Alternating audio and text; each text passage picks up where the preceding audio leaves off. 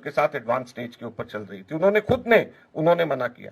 दिल्ली की जहां तक की बात है, लोकसभा के इलेक्शंस के बाद सबसे पहले उन्होंने ही कह दिया कि हम लोग दिल्ली का इलेक्शन हम लोग अलग से लड़ेंगे।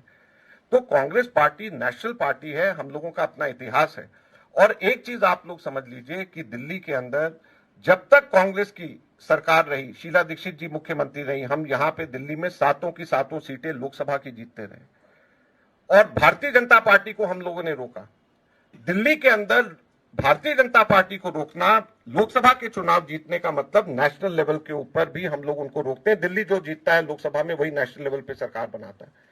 लेकिन जब से आम आदमी पार्टी की दिल्ली की सरकार आई है, ठीक उसका उलट केंद्र के अंदर भाजपा की सरकार और सातों के सातों लोकसभा सीटें भाजपा जीतती रही, तो कौन उनके साथ में? देखिए, सबसे पहले तो मैं इस बात को नहीं मानता कि दिल्ली को आप छोटा राज्य समझ लें।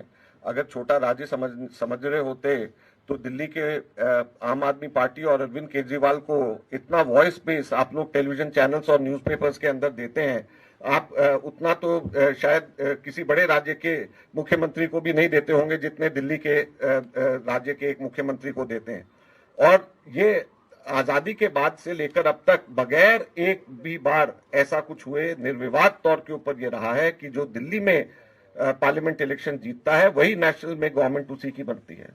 और 7 में से जो 5 जीतता है, 6 जीतता है या 7 जीतता है, उसी की सरकार केंद्र के अंदर बनती है। तो इसलिए दिल्ली जो है वो उसको छोटे या बड़े से मत समझिए, जो दिल्ली जीतता है वो पूरा देश के अंदर उसकी सरकार बनती है। और इसलिए हम ये कहते हैं कि आम आदमी पार्टी विफल रही है भाजपा को राष्ट्र के अंदर आने से। Welcome to K mall, a premium project by Kaleem group. Book now.